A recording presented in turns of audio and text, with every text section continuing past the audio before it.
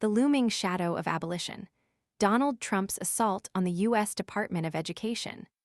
The air crackles with anticipation.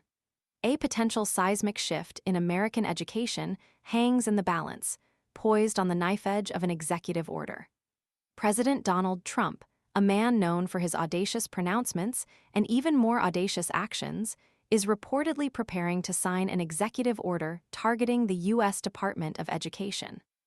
This bold move, slated for Thursday, instructs Education Secretary Linda McMahon to initiate the dismantling of the agency, a maneuver seemingly designed to sidestep the cumbersome process of obtaining congressional approval for a full-scale closure. This isn't a new ambition. The promise to axe the department was a cornerstone of Trump's campaign platform. However, translating that campaign rhetoric into legislative reality has proven a far more challenging endeavor.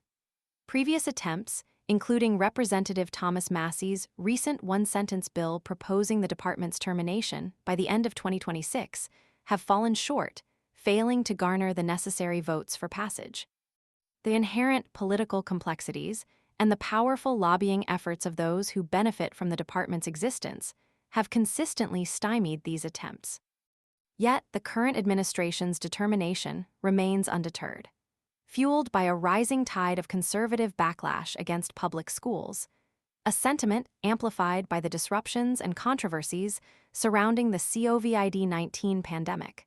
The Trump administration appears determined to reshape the educational landscape, even if a complete demolition proves unattainable. This determination is vividly illustrated by the blueprint laid out in Project 2025, the Heritage Foundation's influential right-wing manifesto for the Trump administration. Project 2025 envisions a drastically scaled-down Department of Education, reduced to a mere shell of its former self. According to Lindsay Burke, the author of the Education chapter and a leading figure at the Heritage Foundation's Education Policy Center, this skeletal remnant would function primarily as a statistics-gathering agency that disseminates information to the states. This vision represents a radical departure from the department's current role, signaling a potential shift towards decentralized control and a diminished federal influence on education policy. Even without outright abolishment, the administration's actions carry significant weight. Substantial alterations to the department's budget and policies are within reach, potentially impacting schools across the nation. The potential for far-reaching consequences underscores the gravity of the situation and the intensity of the ongoing battle over the future of American education. The early days of the Trump administration offered a chilling preview of the potential changes. Within the first week, the Education Department proudly declared the dismantling of diversity, equity, and inclusion programs. This aggressive stance solidified the department's shift towards a more conservative agenda. This shift was further cemented by the appointment of key staffers with strong ties to the America First Policy Institute, a right-wing think tank often described as a White House in waiting. The institute's influence extends far beyond mere staffing decisions. Reports from the Global Project Against Hate and Extremism highlight the institute's role in promoting the removal of diversity programs and the banning of books.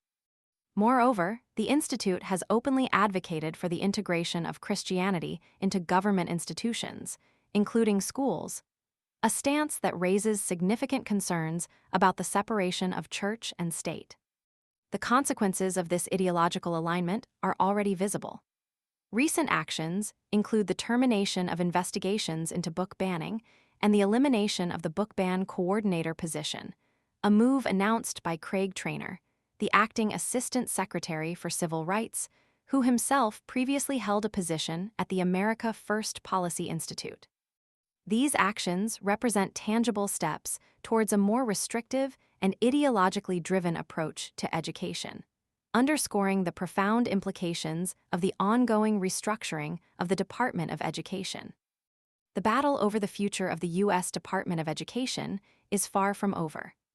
The upcoming executive order serves as a stark reminder of the ongoing struggle to shape the educational landscape and the potential for dramatic shifts in the balance of power within the American education system. The consequences of these actions will be felt for generations to come, making this a defining moment in the ongoing debate over the role of government in education. The stakes are incredibly high, and the fight for the future of American education is just beginning.